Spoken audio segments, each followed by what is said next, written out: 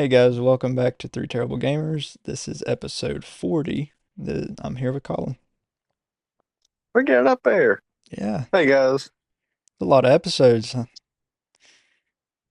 40 already. Feels like it was yesterday. Yeah, it does. It just went by fast. But anyway, we got some topics that are left over from last week and a couple from this week. Hopefully we can get to them. But Nicolas Cage is coming to Dead by Daylight. Yeah, there was a trailer that dropped. I guess he's going to be one of the villains in the game, which don't really make much sense because he's not really known for his horror roles. I know, like in the past couple of years, he's starred in a couple horror movies, but Yeah, realistically speaking, how his character worked on the trailer, I think Ghost Rider would be a scarier option to yeah, go with than just what he looks like in general. But there's more news coming on it on July 5th, but they just released a teaser trailer with him coming to the game. But more news about the DLC for it and everything else will be out around, like I said, 4th of July time. yeah. Mhm. It's definitely different. I wasn't expecting him to come to the game. Like you said, you don't really think of him as a horror character, really. Um, but he he said a quote about it. He said, "After countless awards and over 100 movies shot across the globe, Nicolas Cage had seen it all or done it all." So he thought, but now he's in a game for. I mean, I really don't see a point in him coming to the game, but I guess they got to add DLC to it somehow to keep it going, keep it getting new, fresh content. Yeah, but it gives him a chance to dip his hand in everything. Yeah. I mean, Dead by Daylight, it's a fun game. It's not something I play every single day, but I do play it once in a while, and it's not bad to play once in a while. Yeah, and having an extra character isn't going to hurt anything, but usually whenever you have your normal horror game villains in there, then all of a sudden you got Nicolas Cage. It's a whole different setup, seems like. Not really 'Cause like I said, scary, but yeah, he's not known for it because one of his most iconic horror movies was The Wicker Man, yeah. and that was, you know, that was a remake of an older movie. So, like I said, recent years he's done. I think there was one. It was like a Playhouse horror where he was like pretty much like a knockoff of like Chuck E. Cheese. He was going around fighting villains in it, and then Renfield it just came out this year. Okay. Like I said, there are still more horror comedies than what they are straight horrors. Though. Yeah. I mean, like you said, Ghost Rider would be a better fit for a villain, but he's not really, guess, He's a considered hero, a. not a villain. That's what I'm saying. He's not really a villain in the movies. He's more of a hero, so I don't really fit either. So But a flaming skullhead is definitely more scary than a normal looking person. yeah, I mean, yeah, I don't know. That's not my choice. It's theirs, but good for him. Getting in a little bit of everything. All right. So now Redfall has had a rough start and it has now fallen to only 200 concurrent players on Steam. Yeah, it's uh, definitely not a good sign for the game. I seen it for the first time today. I was at GameStop and happened to see the cover for it. Cover don't look bad, No, it but looks good. obviously we know it's not too good of a game since it went from 6,000 concurrent players down to 200 on Steam. Uh, so it was pretty much like I said, it was at 6,000 pretty much 24 hours after it launched. And when after launching on May 2nd, the number has dwindled down to just under 200. So it's not even technically 200. I think it's in like 195, which is Yeah, still extremely. Like I said, 6,000 isn't good from the start. I mean, it was an anticipated game, so right. you think for an anticipated game, you should have at least, you know, upper double digit. thousand range. I'm not going to say you need like 100,000 players concurrently to be a good game, but definitely high double digits. Yeah, I mean, like you said, it's not looking good for a highly anticipated game and a Microsoft first party game. That's really bad. And the sad thing is, it's their first party game released in I think a couple years now because they didn't release anything last year because everything kept getting delayed. Redfall got delayed, Starfield got delayed, and hopefully Starfield saves them later this year. Hopefully Bethesda don't mess that up too, like they did Redfall. But Bethesda, they make good games, but they just release them very not finished states, unpolished states, and it's sad to see, and it's sad that not only is Bethesda taking the blame in this one, it's Microsoft as well because they bought them out. People thought that they might change them around, but Yeah. it's hard to change around a company that's been doing something for the same way for quite a while. Just because you buy them out, that doesn't mean that they're just going to completely change all of a sudden. Yeah, and I mean, you take a company that literally their best known titles are still buggy games to this day, Yeah, like the Elder Scrolls series and everything else. Those games are still littered with bugs, and they've been out for a hot minute now. yeah, yeah. I mean, obviously they're selling, they don't care. But maybe with Redfall not selling and Microsoft does own Bethesda now, maybe they will push on them to release more patches and fix the game so people play it again because it's just been less than a month and nobody's playing the game already. Definitely not good for a first party title. No, not at all. But like I said, Starfield hopefully will fix that and maybe Microsoft will announce something else that one of their better studios are going to do, so maybe it'll save them. But I guess we'll have to wait and see. Maybe if it still don't go through with Activision Blizzard, they should just throw Redfall towards PlayStation's way and be like, "Here, we'll give you something." Like we'll give you Redfall if you let us have Call of Duty. Football sacrifice. Yeah, I hope that deal goes through. But speaking of the deal, says Microsoft CEO refuses to rule out pulling Activision in the UK. We've talked about this before. Yeah, so it's still, he got asked about it again. And of course, he's just like, no, nope, we're going to keep on sticking to our guns. They're not going to do Brexit in this case, which is, I guess, a term that was used when Meghan and Harry left the royal family. So they're going to stay right there. They're going to keep on pushing until they get what they want or until everyone tells them that they can't have what they want. Because right now it's just a uphill battle.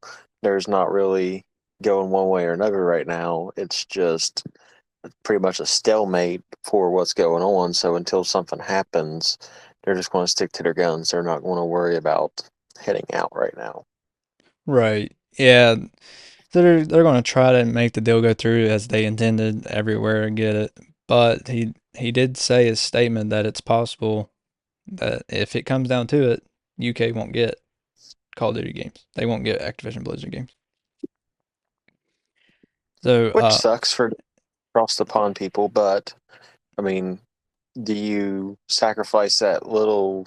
I mean, I'm not necessarily going to call them a little community, I mean, but yeah, the greater scheme of things, do you sacrifice it for that little bit to give everybody else what they want and what you want in general, or do you say, "Oh yeah, just because one person can't have it, that don't mean no one else can"?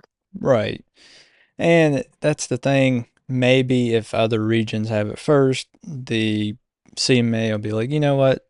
We were wrong. It's not changing anything. You guys can have it too. And then, it's released in the UK.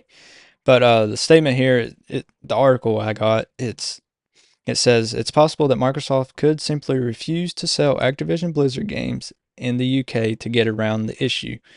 First shared by The Verge, an interviewer for CNBC TV recently asked Nadella whether there would ever be a scenario in which Microsoft could sell Activision Blizzard games in the US and Europe but leave out the UK. And his response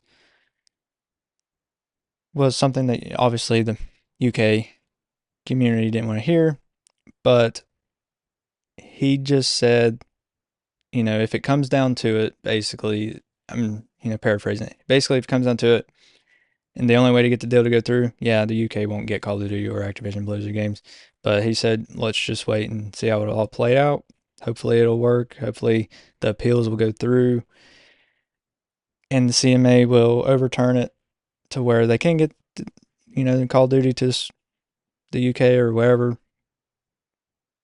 But we'll just have to wait and see. Hopefully, but I'm just happy that if it comes down to it, we will still get it because our region has already approved it. So Yeah, it's just whether the UK is holding up everyone else at this point. But like I said, I can understand because the UK is a bigger part of the market for it. oh But yeah, at the same time, like I said, do you sacrifice the rest of the world for just the UK? no, you don't, because that's not a very good business decision to do. I mean, it No. sucks for the UK and all the British players, but Mm-hmm.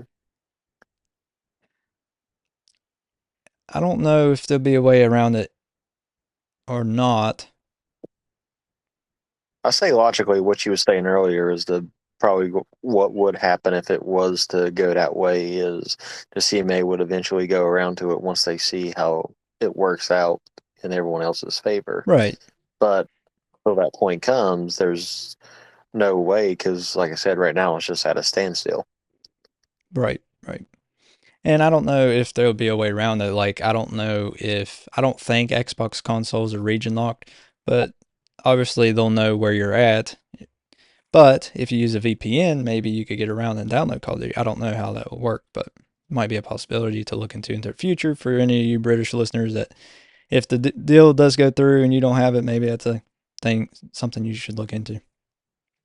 Yeah, especially since there's a VPN site for a VPN site for a VPN site Right, nowadays. It's right. They're really not getting going to track hard to it. go around. You can say you're in the U.S. or wherever you want. As far as your game console knows, you are because that's where the IP address is picking up at. Right, exactly. Hmm. It might be a possibility. Like I said, I don't know if that'll work. I don't believe Xbox consoles are region locked like the older consoles used to be, like Nintendo consoles and PlayStation consoles, but I guess they could be, but I doubt it. But yeah, we'll just have to wait and see. We'll keep you guys updated on whether the UK does end up getting Call of Duty and Activision Blizzard games or not. All right, speaking about Xbox and the UK, it says the Xbox has outsold the Switch in the UK. Yeah, the UK Xbox has hit a monumentous milestone in terms of unit sales. New data reveals from the industry analytics of the GFK company shows that new data reveals the Xbox Series X/S passed 2 million units sold in the UK after 128 weeks, 12 weeks faster than it took Nintendo Switch to achieve the same goal. Uh, so, I mean, I kind of take that with a grain of salt because the X and S are technically two different systems. Right. Because it's the Switch is just the Switch. I mean, yeah, there's the OLED now, but At this time, there from the wasn't. start, yeah, from the start, there was two Xboxes being sold. Right. So, in that statement, like I said, it's kind of a grain of salt that they outsold it because they outsold one system compared to two systems, which I know the S was just, a cheaper version of the X. But Still. like I said, with a grain of salt, yeah, they still beat their sales record because they got two consoles because they got a cheap option and an expensive option. But at the same time, the Switch was what $300 whenever it came out, just straight up. Yeah. say one console was 500 and you got one console that's 300. So, yeah, again, with a grain of salt, yeah, it outsold the Switch, but the reality of the situation is it's two versus one. Right, yeah. And it's not that it outsold it just completely, just in this time frame it outsold it. So not to confuse you guys with it. The Switch has definitely sold more in the UK than the Xbox has so far. But But the yeah, have been out longer in that sense too. what is it?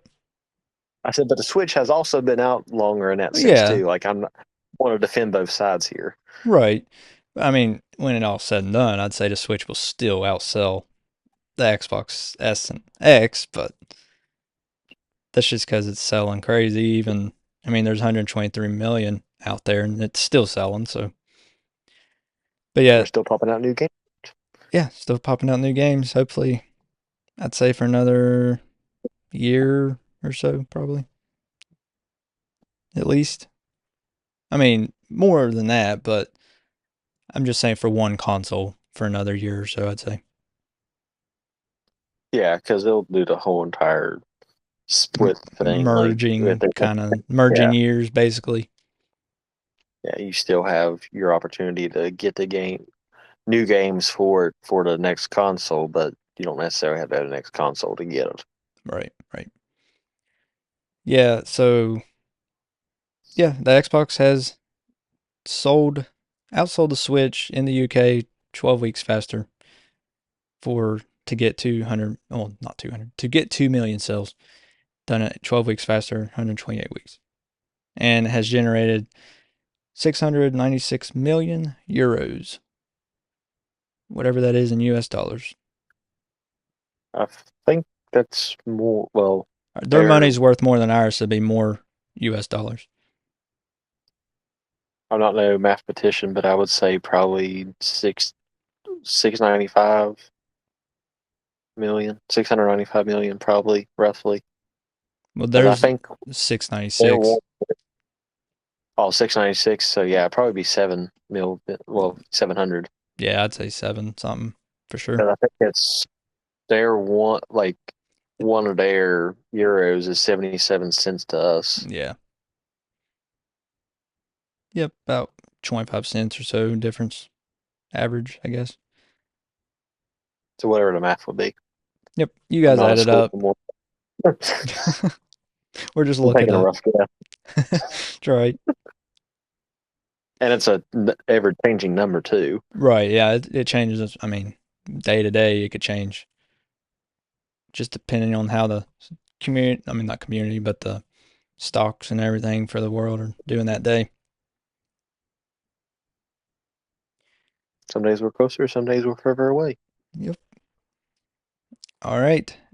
The original Crash Bandicoot voice actor has died at age 60. I couldn't really see much of how he died. I mean, at 60, I know that's not really too old, but at the same time, I can't tell if there was any underlying conditions or not, or if it was just, naturally. I don't know if you found anything on it or not by chance. I didn't. It didn't say.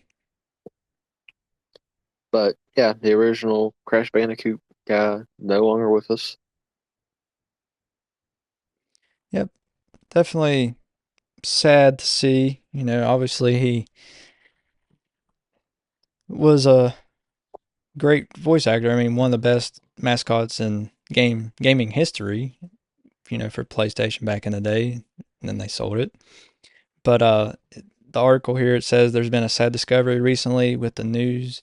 The American voice actor and performer Brendan O'Brien, also known as the original voice of Crash Bandicoot, has passed away at 60 years of age. And it says one of his proudest moments was coming up with the original voices for the Crash Bandicoot video games during the Naughty Dog years of 1996 to 2004. He encouraged nostalgic Crash fans in their own pursuits and loved signing their memorabilia, like music, designing character voices for animation, radio, and video games came naturally to him. So, I mean, they didn't really talk. It was mostly noises and stuff. I think it did talk some, maybe in some of the cutscenes, but it was mostly noises and stuff. But still, either way, Hmm. I I mean, just Crash is an iconic character. Everybody, well, almost everybody knows who he is nowadays. But definitely sad to see. Yeah, if you didn't grow up in a childhood like ours where they was actually Happy Meal toys. Right. When Crash 4 came out a couple years ago, so the younger generation got a taste of him at least. So they should know who he is. And the Insane Trilogy came out. So, Yeah. all right. We should actually get to our last topics, hopefully. It says Epic has introduced a new rewards program. Yeah, so it's a nice little thing if you buy a bunch of stuff from Epic, but you get 5% back from DLCs and everything else because basically all their games are free. So, they rely on purchasing DLCs and everything else for them to make their money.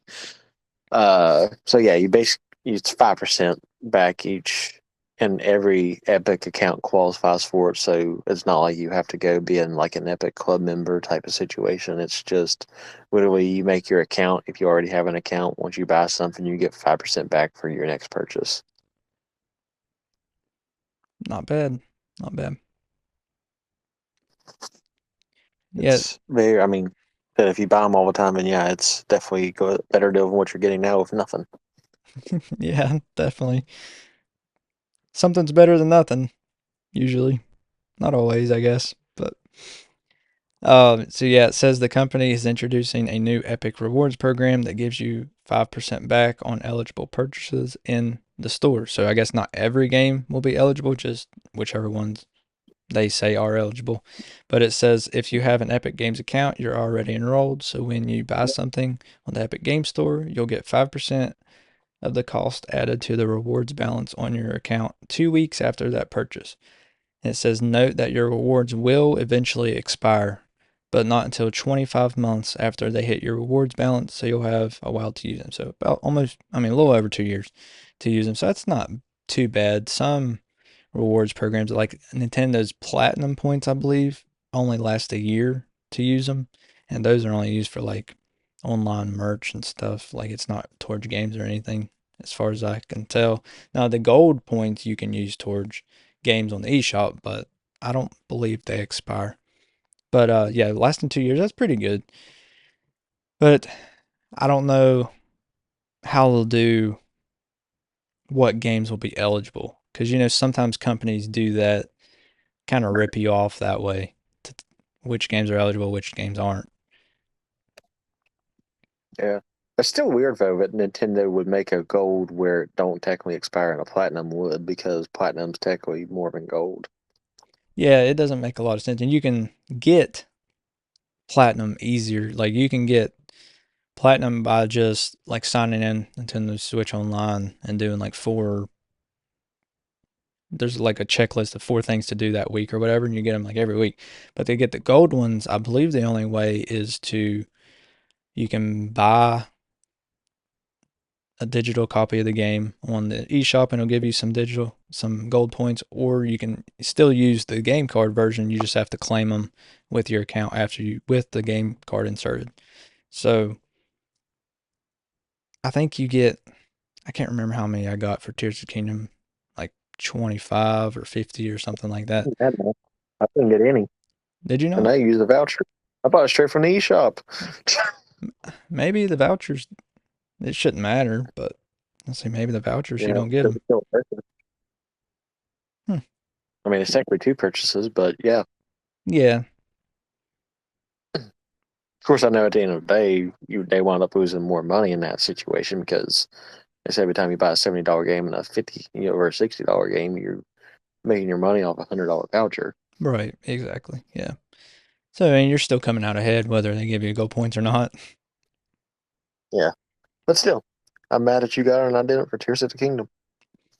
Email them, call them, tell them you want your gold points. Eh, screw 'em. That's right.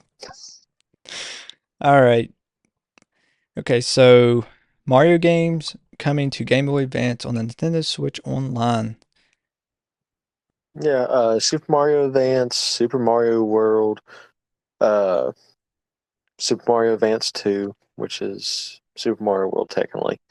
Yeah, I just broke it up because for whatever reason I put a colon in there. And Yoshi's Island, which is Super Mario Advance 3. right. Definitely excited over Super Mario Advance 2. That's Oh the yeah. game me and Ashton started on.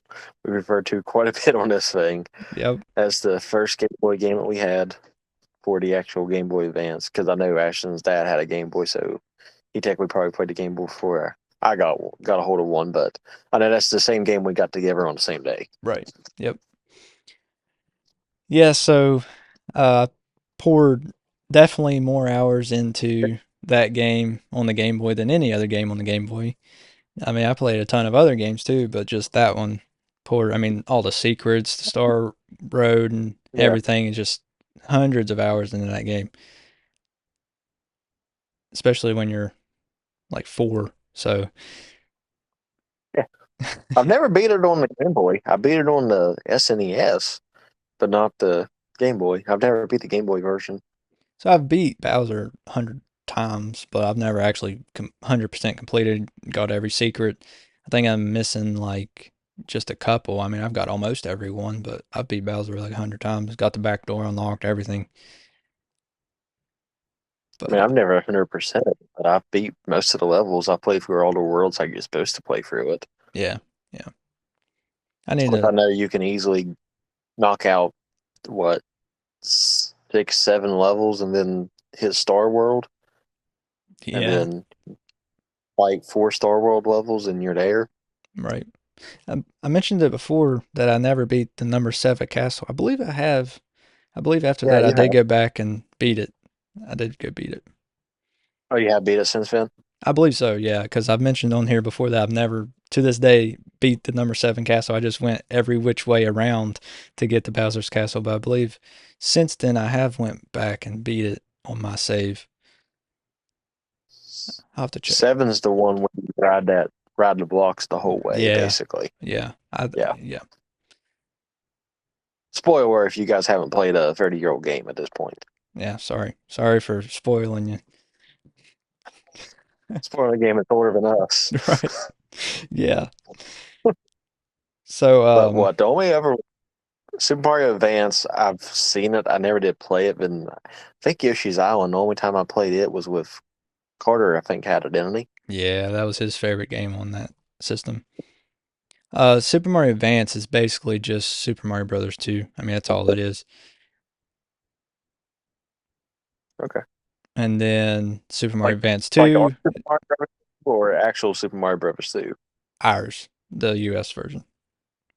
Okay. Doki Doki Do or something like that, whatever it's called. Yeah. Keep Havoc. Reskinned. Yeah, yeah. Yeah.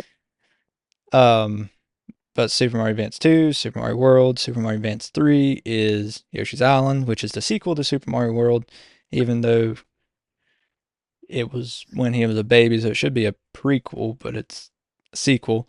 But anyway, and then it's not on this list, but Super Mario Advance 4 is actually Super Mario Brothers 3. I have it too, but it's not on this list yet. I'm sure they'll add it eventually. But a lot of good And games. I mean, Yoshi's Island, I played a ton of it. Like you said, Carter had it. So I played a ton of it. Never beat it. I definitely need to go back and beat it sometime. And just a random fact here actually, Yoshi's Island is one of the hardest SNES games to emulate. So a lot of people, when they're trying to test the device to see if it can emulate SNES emulation, that's the game they test because it's one of the hardest. So if it can run it smooth, it can run almost every one smooth. Just a random fact there. random emulation fact. Yep. All right, our last Yeah. topic. Go ahead. Good. Yeah. I think, yeah, they're all available to play now because I think at the time of the recording it came out Wednesday, I Yesterday. think. Yeah. Well, Yesterday. yesterday, Friday. So yeah, it's out if you have the Game Boy, well, the expansion pack for the Nintendo Switch Online subscription. All right. So apparently, when Nintendo delayed Tears of the Kingdom way back in March 2022, it was already done. Yeah, so I mean, it makes sense. So before the delay, in reality, as far as polishing goes, they were probably done in 2021 in all actuality. Yeah, probably. Because you think it takes a while to polish and make sure all the bugs are out the whole 9 yards. Uh, it was probably just release ready by then, but they knew that, and it's proven at this point that anticipation would definitely drive sales. Oh yeah. Because you think which of course we didn't have the podcast this time last year, but in March of 2022, whenever it was supposed to initially come out, that was also the 35th anniversary of Zelda the Whole Nine Yards, so a lot of people were expecting it to come out then. Right. So it was one of those things, did we wait and push it, or do we do what we done and let the anticipation drive up everything? Definitely worked. Because I mean, I can't necessarily fault Nintendo for it, because at the end of the day, they wound up probably making more from it now than what they would have if they would have released it back then. Right. Yeah, I'd say definitely for sure. I mean, there's not just this, but there's more Switch systems out there now than there was a year ago, but Yeah. not even just that. But the Zelda series producer Eiji Aonuma said that when he announced in March 2022 a delay for Tears of the Kingdom, the game was pretty much complete. But like Colin said, I mean, he didn't say that it was for anticipation. I'd say some of it was, and probably the majority of it was.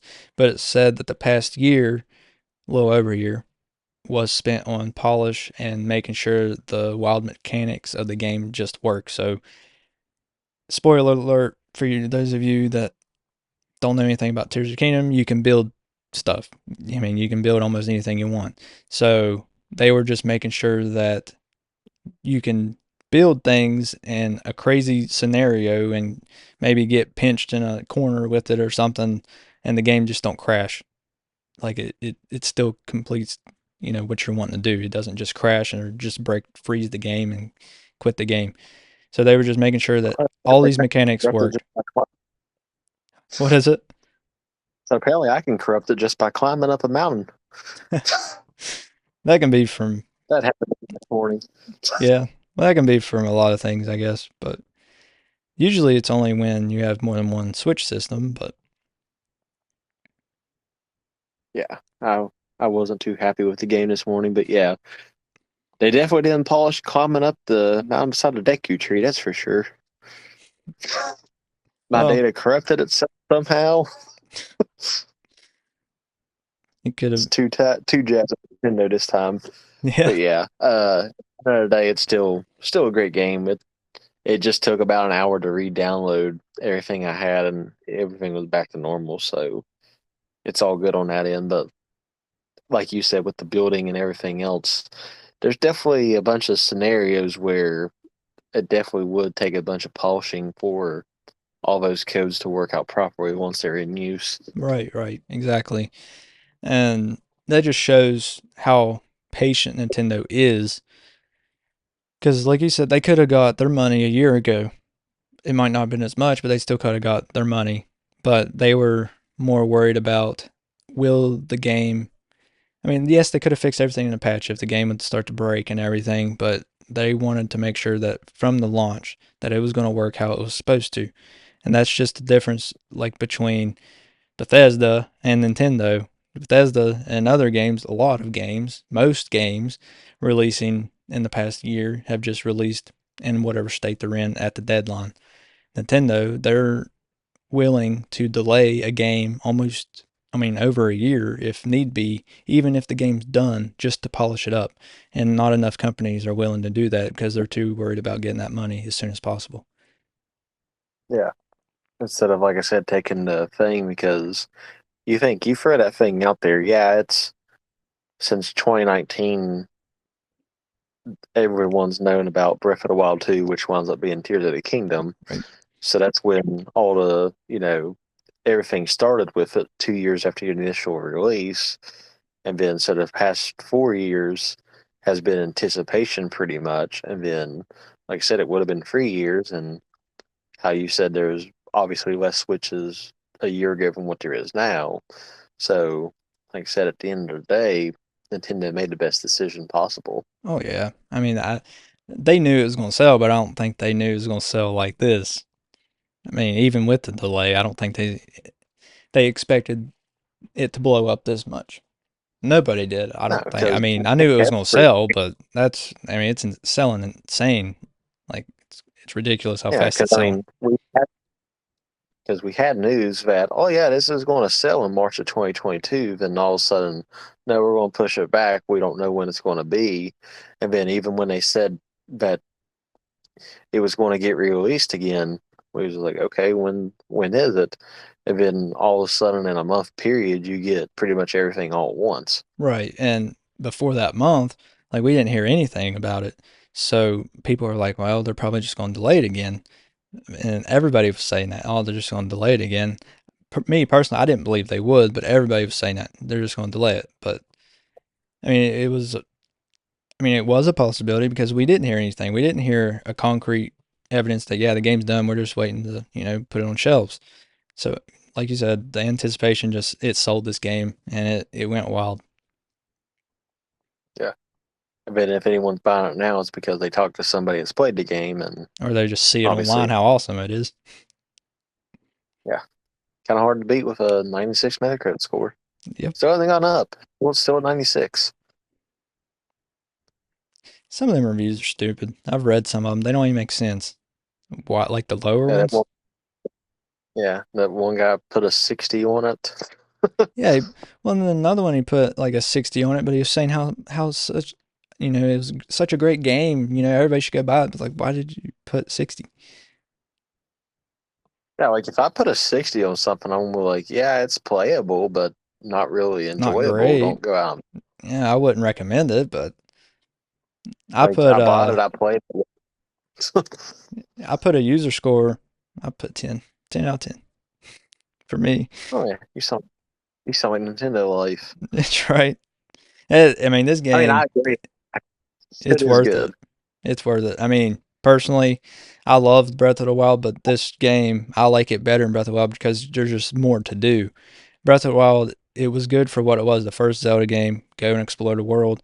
This, you go and explore the world and then some. You can build whatever you want. There's the whole underworld to explore. It's the size of the entire map. The Sky Islands, it's just a lot cram packed into this game. And it's hard to believe they was able to pull it off. Yeah, which I think this is the first time since the first game, I believe, where they had multiple maps in one thing. I know you had like the Dark World and like Link to the Past, but it wasn't as big as the Overworld. And it's because I know the first game, your final dungeon was as big as the normal Overworld map. Yeah, yeah. In Yeah, this game, you it's literally cool. have basically three maps. Yeah. And it's cool that the entire underworld is the size of the entire map. So that just gives you so much more to explore. Literally double if you just count those two, and then you got some of the Sky Islands as well. So a little over double. Yeah, because the Sky Islands, you don't technically cover up the whole thing because there's Spread still a out bunch so of gaps much. in between. Yeah. Yeah, Still, I mean, the Sky Islands do take up quite a. I mean, there's a good chunk of them to go explore and do different yeah, things. But you get 6 or 7 different island pieces or chunks of land per tower, yeah, and some of them are small, some of them are decent size. right. All right. I think that's all the time we have. So you guys can always listen to us live on Twitch and YouTube, always in the description. And make sure to follow us on Instagram, Twitter, and our TikTok as well. Go buy our merch, always in the description as well. And you can, if you want, you can watch me on Twitch and Kick and my personal YouTube. Subscribe to it if you want. You don't have to.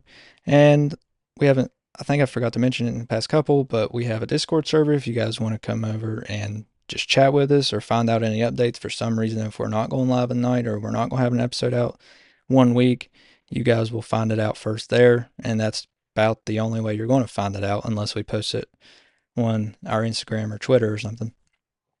But Or you just don't see it pop up on your feed on a Tuesday. yeah, but then you'll be wondering, oh, are they quitting? Are they going to stop making episodes, forever? But if you would join our Discord server, you would know. That's right. For sure. That's right. But we appreciate you guys for listening. Colin, do you have anything? Nope, I think you covered everything. All right. We'll catch you guys next week. Later, guys.